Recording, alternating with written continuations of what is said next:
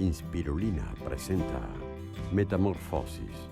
Historias de transformación que cambiarán tu vida en una conversación con Eli Bravo. Hola, ¿qué tal? Bienvenidos a Metamorfosis, el programa donde conocemos historias de cambio y transformación. Nuestra invitada de hoy es una periodista y empresaria muy exitosa, Marian de la Fuente, quien inició su carrera en el periodismo en España a finales de los 80 y a mediados de los años 90 vino a los Estados Unidos para trabajar como presentadora de CBS Telenoticias y luego el noticiero de Telemundo. Actualmente trabaja como independiente. Su carrera le ha permitido cubrir conflictos bélicos, bodas reales, visitas papales, tomas de posesión presidenciales, una carrera muy amplia, muy exitosa y en donde últimamente el tema de la mujer y su reivindicación ha agarrado cada vez más fuerza. Marian, qué placer tenerte acá con nosotros. Muchísimas gracias después de esa presentación. Bueno, pero y me quedo corto, me quedo corto.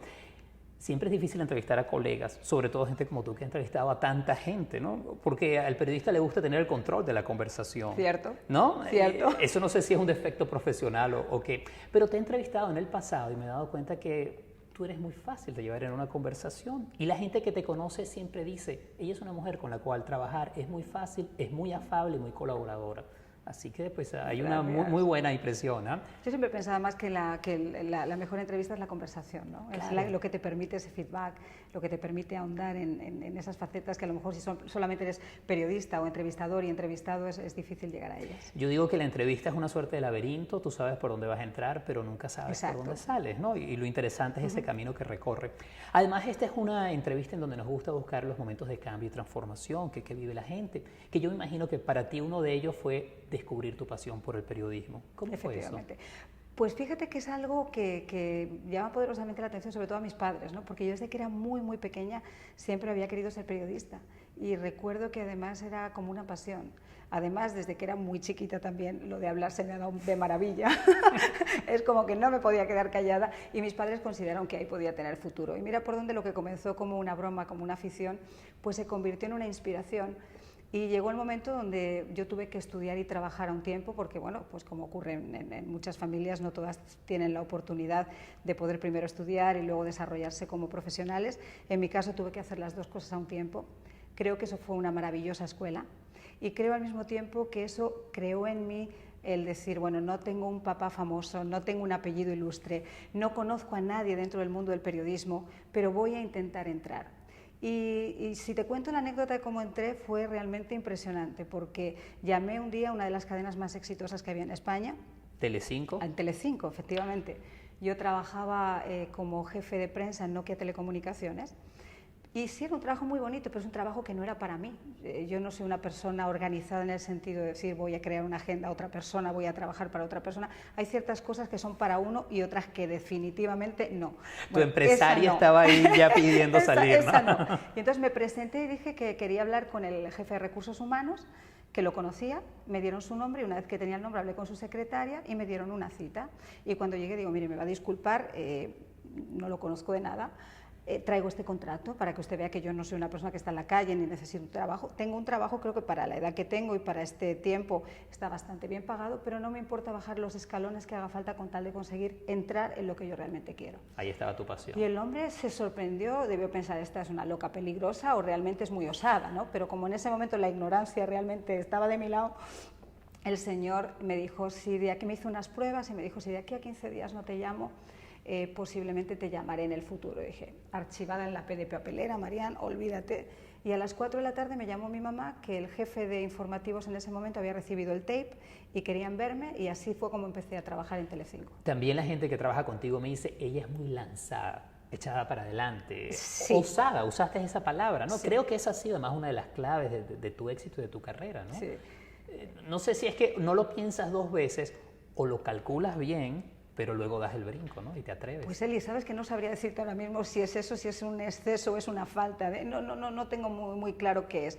Pero es verdad que me ha pasado en muchas ocasiones que he dado el brinco sin ser consciente de lo que estaba haciendo.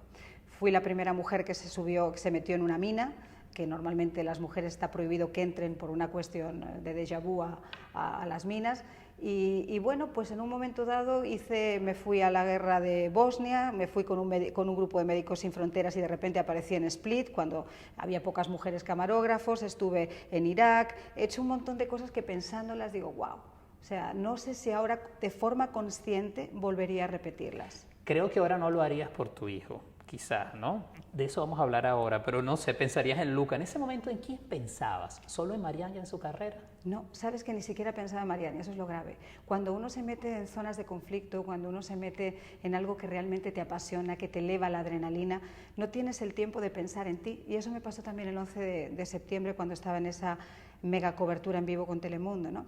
Que no eres consciente de que tú también eres un papel dentro de esa historia, o eres un actor dentro de esa historia. Es más tu necesidad de contarlo, de que la gente sepa que tú eres testigo y que estás tratando de contar todo lo que está llegando hacia ti como comunicador, más que la responsabilidad de cuidarte como ser humano, ¿no? Claro. Yo recuerdo que eso me ha pasado, por ejemplo, cuando llegamos a Split, en Bosnia, pasamos una noche encima de una gasolinera, no era un hotel, era una gasolinera con habitaciones donde estábamos todos los periodistas que habíamos llegado, porque los cascos azules no nos dejaban llegar al interior de Bosnia, y estábamos justo en Split.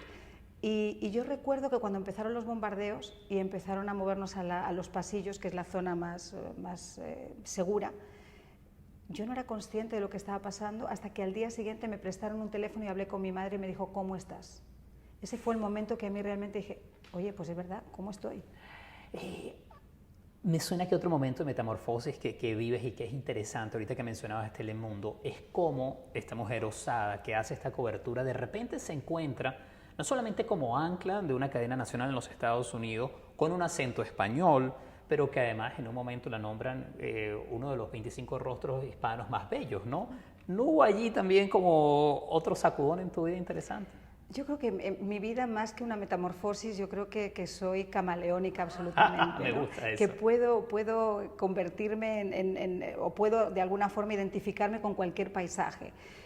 Yo nunca me hubiera visto a mí misma como una de las 25 bellezas de la revista People, primero porque siento que hay gente muchísimo más bella, pero bueno, fue algo que agradecí porque de alguna manera yo siento que la televisión es imagen y el hecho de que reconozcan también, además de en un momento dado tu talento ante la cámara, tu belleza, bueno, pues es algo absolutamente de agradecer.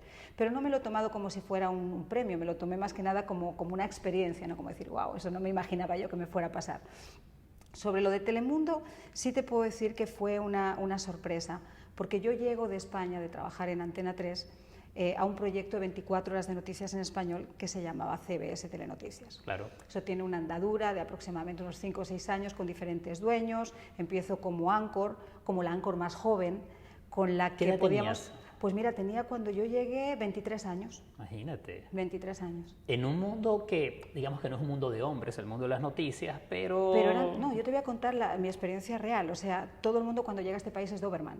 Y yo era razachucho, porque es verdad, seamos honestos, yo no tenía ni un apellido, ni era reina de belleza, ni tenía la experiencia del resto de mis compañeros, que todos eran ya presentadores de un noticiero. Yo era sustituta de un noticiero, y yo siempre lo remarco, yo era reportera, había sido osada, había estado en Bosnia, había estado en Israel, había estado en un montón de zonas de conflicto, hasta con una cámara Betacam SP al hombro, que yo creo que es el único músculo de mi cuerpo que funciona, con la osadía de robarles el trípode a la gente de CNN con una sonrisa maravillosa. O sea, había aprendido a valerme dentro del periodismo, pero desde abajo.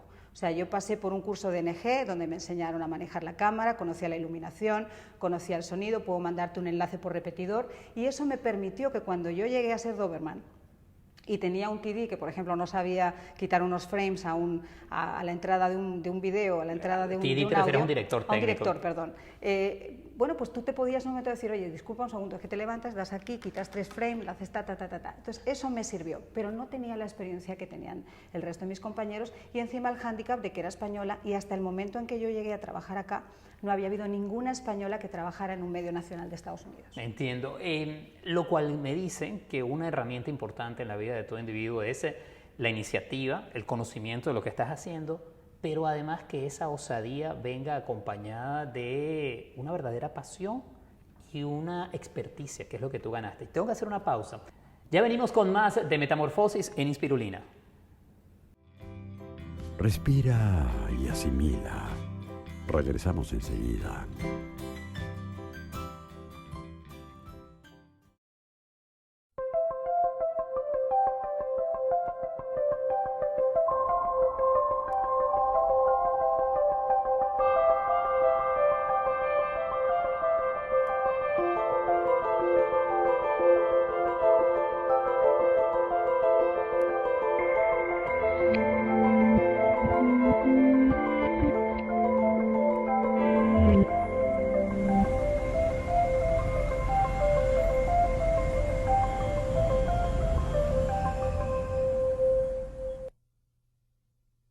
Metamorfosis.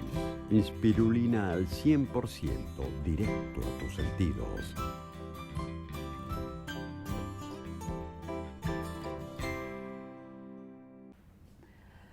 Continuamos en Metamorfosis conversando con Marianne de la Fuente, periodista y empresaria. Y Marianne, te preguntaba sobre esa transición que llamó mucho la atención a todos en el mundo del periodismo. La ve de la noticia en una cadena tan importante de Estados Unidos, se va y decide hacer una carrera independiente como empresaria. ¿Cómo vino esa metamorfosis? ¿Por qué ese salto? ¿Y qué estabas pensando en ese momento? Pues tengo que serte muy honesta. En el momento preciso en el que yo dejo Telemundo, yo ahora lo puedo decir abiertamente, yo ya llevaba meses queriendo salir de Telemundo, no porque considere que es una mala empresa, es una empresa maravillosa, es una empresa a la que quiero mucho, con la que obviamente he desarrollado toda gran parte de mi carrera aquí en los Estados Unidos, pero como toda gran empresa tiende ¿cómo decirte?, a chuparte, ¿no? A que solamente puedas desarrollarte en la medida que ellos quieren que te desarrolles. Y yo había llegado a un momento de mi vida personal y un momento de mi vida profesional donde me había dado cuenta que la televisión como tal tiene muchas facetas, no solamente el estar delante de una cámara, el transmitir delante de una cámara. Creo que todavía hay muchas cosas que aprender y en las cuales desarrollarte. Yo quería seguir aprendiendo. Entonces, durante muchos años habíamos mantenido muchas relaciones con las afiliadas en América Latina y yo siempre había sido muy partidaria de que esa relación fuera en cierta medida personal y además fuera cercana.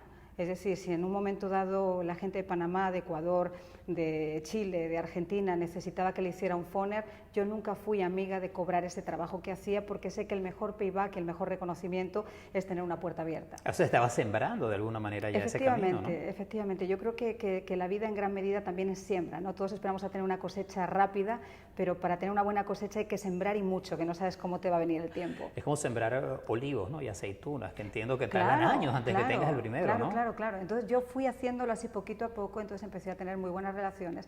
Incluso había tenido conversaciones con otra gran cadena para dar el salto. Y mira por dónde en ese momento deciden cancelar el programa en el que estábamos nosotros. Tanto José como yo podíamos pasar al nuevo show que se estaba haciendo noticias, y en ese momento a mí me pareció que no era lo que yo quería hacer en mi carrera. Realmente no era lo que me apetecía hacer. Y sí fui osada porque en un momento donde todo el mundo tiene que cuidar su trabajo y estar pendiente de su trabajo, yo podía dar la percepción de que estaba descuidando el mío, pero lo que estaba haciendo era realmente apostar a futuro. Entonces me lo tomé con calma, miré varias ofertas que tenía.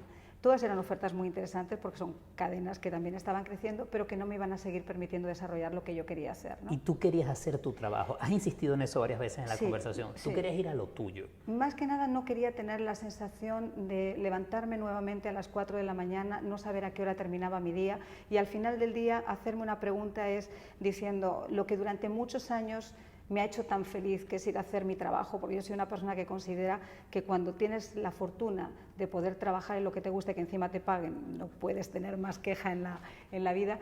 Llegó un momento en Telemundo donde yo realmente sí me estaba preguntando si eso era lo que yo quería hacer. Llevaba demasiado tiempo haciendo lo mismo y sin posibilidades de hacer nada más.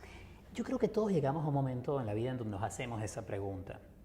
¿Cuál crees tú que es una buena respuesta entonces? Dar el salto, es la independencia, es atreverte a perseguir el sueño que tienes. Fíjate, pero a veces no hay garantía de resultado exitoso. Yo creo que en la vida, y cada vez me doy más cuenta, la vida se mueve por energías.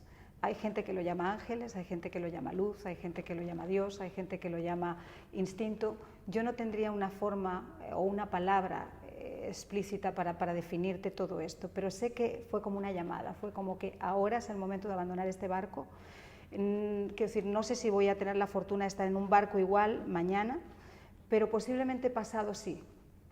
Tú hablabas antes de ser osada, pero yo creo que además de ser osada hay que tienes que ser consciente de que nada te viene regalado. Todo cuesta muchísimo trabajo y tienes que ser consciente y que tienes que ser sobre todo respetuosa contigo misma para saber que eso va a llevar un proceso en el cual, voy a utilizar esta palabra, no puedes prostituirte en el sentido de decir voy a hacer algo que no soy, voy a hacer algo que no quiero, voy a hacer algo que no es lo recomendable, voy a hacer algo que me pueda de alguna forma acelerar ese paso. Hay personas que opinan lo contrario, en mi caso eso ha sido una constante en mi carrera. Lo que a uno le lleva un año, a mí me lleva 10, pero sí te puedo decir que puedo dormir excesivamente tranquila todas las noches. En ese camino, en ese mañana, no ha llegado el pasado, mañana todavía, hay un momento que la realidad te puede sacudir. Sí. Las cuentas, las obligaciones y tal. ¿Qué hacía Marianne allí en ese momento? Lo que pasa que también te voy a ser muy honesta, yo no me tiré a la piscina sin agua. Eso yo creo que es algo que la gente tiene que considerar. O sea, yo creo que eso es más que nada un suicidio profesional. Hay que ser osado pero sin suicidarte. Yo ya tenía detrás mío la posibilidad de hacer consulting para varias cadenas de América Latina, Ecuavisa, Grupo Medcom, Supercanal República Dominicana, el Grupo Hasbun. O sea, siempre he tenido un apoyo de poder decir, bueno, voy a reorganizar un departamento de noticias, voy a hacer un programa en Ecuador, voy a hacer un programa en Argentina, voy a hacer programas especiales aquí. Y enseguida me llamaron de BEME, que era un network, el tercer network hispano, que salió hace aproximadamente 3 años y medio, va a hacer ahora 4, en el cual me dieron la facilidad de trabajar sin exclusividad. Con lo cual elijo los proyectos, trabajo con Jorge Gestoso en proyectos especiales, estuve en Sudáfrica el año pasado, he hecho todos los procesos electorales, he hecho todo lo que sea, digamos, breaking news, siempre he tenido mi parcela para poder hacerlo. Además has hecho algunos proyectos que son, siento, muy personales. Por ejemplo, el trabajo que hiciste con el Camino de Santiago, el año Jacobeo, fuiste embajadora para ese año Jacobeo, que es además una experiencia muy... Bueno, el wow me lo dice todo. Vi unas imágenes tuyas entrevistando, por ejemplo, a Pablo Coelho, que es así como el peregrino por excelencia. ¿Qué pasó allí en ti? Mira, todo comenzó cuando me llaman de Ecuador para hacer una serie que se llamaba Recetas para el Alma. Y yo digo, Marianne haciendo, yo misma decía, Marianne haciendo recetas para el alma. Yo que soy hard news, que te puedo ver 6 personas muertas, que es como que ya la piel no se eriza, ¿no? Dije, no sé si va conmigo. Cuando yo me metí de lleno en ese proyecto, en el cual nuevamente me pasó que esa energía, luz, ángel, whatever, me dijo, esto es lo que tienes que hacer en este momento, descubrí que realmente nosotros a veces podemos ser capitanes de nuestro propio destino, pero que tenemos que afianzar el timón y saber hacia dónde tiramos, ¿no? Y el proyecto del Jacobeo, yo creo que toda la vida además pasa por algo y que no hay casualidades sino causalidades. Me presentaron a una persona que se ha convertido en un ser absolutamente especial para mí, que me habla de la posibilidad de hacer para Galicia este trabajo. Nos ponemos a ver cómo podíamos hacerlo y tal, y me empiezan a hablar del camino. Yo como española había oído hablar del camino, pero no sabía en profundidad qué era eso del camino y por qué todo el mundo decía que le cambiaba la vida. Bueno, pues hice un documental, porque acepté ser la imagen con Martin Sheen del Jacobeo 2010, hice el Camino de Santiago y descubrí que realmente es absolutamente mágico. ¿Qué pasó? Dime un poco, cuéntame. Es un aprendizaje. Fíjate que todo lo que comienza como un peregrinaje se convierte en una lección continua. Desde el momento en que tú te cuelgas una mochila y te das cuenta que toda la gente que comparte contigo ese camino no tiene apellido, no tiene nombre, es un caminante, es un peregrino. Compartes historias donde te das cuenta que eres un ser absolutamente afortunado, que hay gente que está en una situación mucho peor que tú, donde te reafirmas en tu fe, donde aprendes a valorar el silencio, donde aprendes a valorar las cosas pequeñas que tienes y a las cuales en este mundo donde estamos continuamente moviéndonos y viendo qué hacemos, no les damos realmente la importancia que tienen. Estoy viendo ahí otra metamorfosis entonces en Marianne de la Fuente. Pero tenemos más, así que quédense con nosotros para la última parte de esta conversación con Marianne de la Fuente en Inspirulina. Respira y asimila. Regresamos enseguida. La paz para mí significa muchas cosas. Es salir a donde sea y sentir buena vibra, buena energía. Para mí la paz es plenitud. Total tolerancia, donde no importa de qué raza seas, qué religión. La paz para mí Es aceptarse. La paz es respetar al otro. es respirar y que de repente la respiración se te convierte en suspiro y no te das cuenta. Es Dios.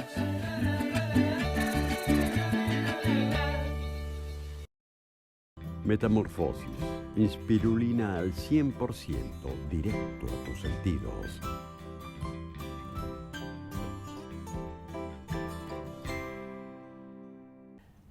Continuamos con Marianne de la Fuente en Metamorfosis. Hace unos instantes, Marianne, estábamos hablando de tu experiencia en el Camino de Santiago y mientras me hablabas de todo esto, pensé en el tema del ego. Esta es una carrera y un medio en donde el ego se puede inflar y se te va de control y me parece que en esa experiencia del Camino de Santiago viviste una experiencia con tu ego interesante, ¿no? Por supuesto, sobre todo porque aprendes a valorar las cosas que realmente son importantes en tu vida. Yo hice un paralelismo entre esa mochila que llevé esos días colgada, en el que cuando sales del hotel el primer día empiezas a cargarla con un montón de cosas, las tiritas por si me duelen los pies, y después me voy a llevar esto por si tal, y me voy a llevar esto otro por si tal, y vas con la espalda que no puedes moverte. Y cuando llegas a un punto te das cuenta que todas esas cosas son innecesarias, que lo único que hacen es dolerte la espalda, y que para llegar a la Catedral de Santiago lo único que necesitan realmente es ganas y tesón. Y yo creo que nuestra vida es un poco igual, a veces la cargamos de cosas que son innecesarias y que hasta que no te das cuenta de que vas caminando, no te das cuenta que te puedes desprender de ellas sin que afecten realmente tu vida, ¿no? En tu vida, ¿qué lugar tiene tu hijo, Luca? Yo creo que mi hijo es en este momento el motor de mi vida, es lo más importante que yo tengo en mi vida, y hasta que uno no es madre no se da cuenta de una aseveración como esta, ¿no? Yo creo que por un hijo uno puede hacer absolutamente de todo, y fíjate que es fuerte, ¿no? Desde anularse como ser humano, en el de alguna forma dilatar un proceso personal por el bienestar de tu hijo, hasta crecer al extremo de, no sé, de ser absolutamente feliz solamente mirándolo, ¿no? Y uno de los actos de malabarismo más difícil para una mujer hoy en día creo que es la vida profesional y la vida como madre, ¿no? Bueno. Y estando sola, Eli, porque además yo siempre, mira, yo valoro muchísimo la familia, nosotros somos una familia chiquita, solo tengo 2 hermanas, mi papá es hijo único, y mi familia para mí es todo. Y cuando yo decidí venirme aquí hace mucho tiempo, cuando yo hablaba con inmigrantes y me decían, claro, pero es que ustedes vienen de otra manera, yo decía, sí, posiblemente yo he venido en un avión de Iberia y usted ha llegado en una balsa, pero el dolor de separarme de mi familia, el dolor de estar fuera de mi familia, de no tener la oportunidad de verla todos los días, es exactamente el mismo, el corazón está en el mismo sitio. Hay una experiencia familiar de la cual has hablado, que fue la enfermedad de tu padre, Sí. el cáncer de colon, y yo creo que nada nos hace reflexionar tanto como la cercanía de la muerte, ¿no? Y eso fue para mí, fue de verdad, yo creo que lo que a mí más me ha sacudido, porque hasta ese momento todo te puede de alguna forma faltar en la vida o todo te puede sacudir tu existencia, pero cuando sabes que te enfrentas a algo en la que tú no puedes hacer nada, ¿no? Que estás como que sujeto a los designios, no sabes qué va a pasar, y sobre todo de la forma que a mí me avisaron, porque mi papá estaba en España, yo estaba 10 horas de camino, fue súper fortuito. Le hicieron unas pruebas y en ese mismo instante, sin anestesia, a mi mamá le dijeron, su esposo tiene un tumor y es un tumor maligno y no sabemos cuándo abramos qué vamos a encontrar. Oh. Y eso mismo me lo dijeron a mí acá. Oh.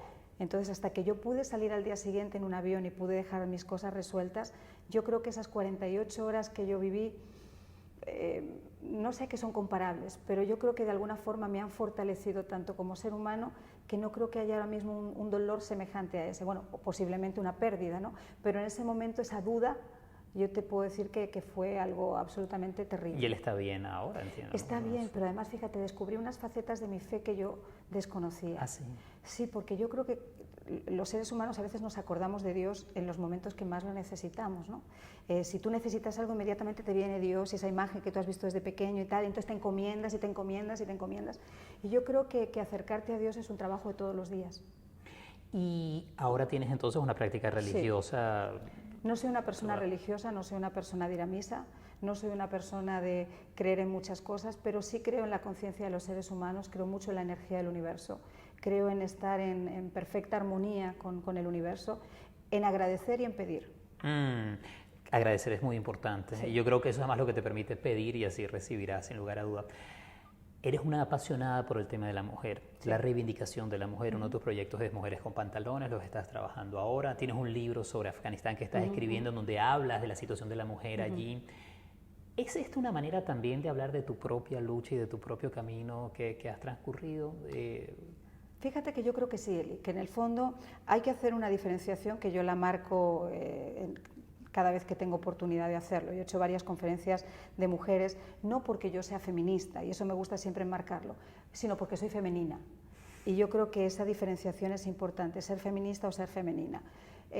Hubo un término que se acuñó en el año 2007 en Naciones Unidas, que fue el famoso techo de cristal. Y es algo que yo no me invento, es algo que existe. Desgraciadamente para la mujer todavía en ciertos ámbitos y en ciertos estratos es mucho más difícil ascender que le puede ser a un hombre. Y esto no es una lucha de sexos, es una realidad. O reciben un salario menor por el mismo trabajo, Exactamente. 75% del Te salario. pongo el ejemplo de los medios de comunicación de acá. O sea, aquí podemos contar con los dedos de las manos las mujeres que realmente llevan un programa de radio, que llevan un programa de televisión, porque normalmente son o co-anchors, o en el caso, por ejemplo, de la radio ponen programas de música, etcétera. Es decir, es difícil poder resaltar en lo que uno hace. o digamos que el esfuerzo para llegar es doble. Entonces en Naciones Unidas se dieron cuenta de esto y están tratando de poner en marcha programas para que la mujer de alguna forma sea consciente de esto y sepa encaminar esos esfuerzos con el apoyo de otras mujeres, con networks de mujeres, etcétera, etcétera. Y a mí me interesó muchísimo el tema este de las mujeres, sobre todo porque era viendo los medios de comunicación. Te das cuenta que nos están dando una imagen muy difusionada de lo que es la mujer, muy confundida, ¿no? Incluso te diría que está peyorativa, porque tenemos Sex and the City, Desperate Housewives, Las joyas de la corona, donde la mujer con su banalidad, el sexo, etcétera, consigue cualquier cosa, vivir en Hollywood, tener un Rolex, tal, pero es que eso no es la realidad, señores. Es un mundo de estereotipos, o sea, ¿no? A mí eso me molesta profundamente, porque yo soy mamá, yo tengo que salir a trabajar todos los santos días, hay días que son las 3 de la mañana y me acuesto y tengo que lavar los platos y tengo que hacer un montón de cosas, entonces eso no es el mundo real de la mujer. La mujer es compañera, la mujer es madre, la mujer es trabajadora y la mujer en muchos casos también cuida de su casa. Entonces siento que debe haber un respeto y debe haber un ejemplo de mujeres que con su trabajo, con su dedicación, con su tesón, con su esfuerzo, triunfen, pero que ese haya sido el camino.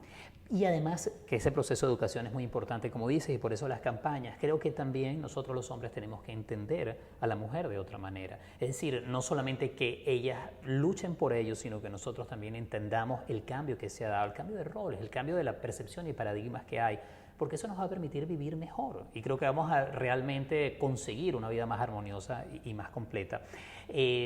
A mí se me está acabando el tiempo, todo ha volado, ¿no? Que esto se está volando. Tenía un montón de preguntas esto todavía. Se está volando. Te tengo que hacer una pregunta que es muy importante. ¿Cómo está Gómez? Ay, no te puedo creer que te hayas acordado de mi Gómez. Está fantástico, 15 años va. Bueno, Gómez es mi perro, fue mi primer compañero, es el rey de mi casa todavía, porque ese perrito me lo traje cuando llegué acá. Y bueno, pues para mí ha sido pues mi compañero de viaje. Y la gente me dice, ¿todavía vive Gómez? Oye, no, ni se te ocurra decírmelo. Oye, así. pero 15 años... Y no sabes cómo está jovial, vamos, espero yo tener el mismo futuro que tiene el perro. Ah, sí, te ves entonces así, te ves así a largo plazo. ¿Ocultas la edad? No, así, yo no me oculto la edad para nada, yo tengo mi licencia y además es que yo creo que los periodistas a veces cometemos el error de pensar que somos actores, es como cuando se habla de la vida privada y todo lo demás.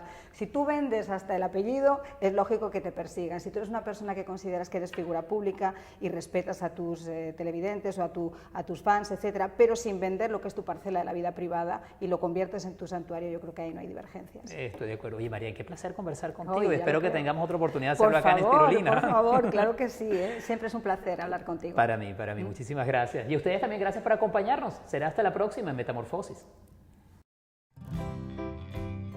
Inspirulina presentó Metamorfosis, historias de transformación que cambiarán tu vida, en una conversación con Eli Bravo.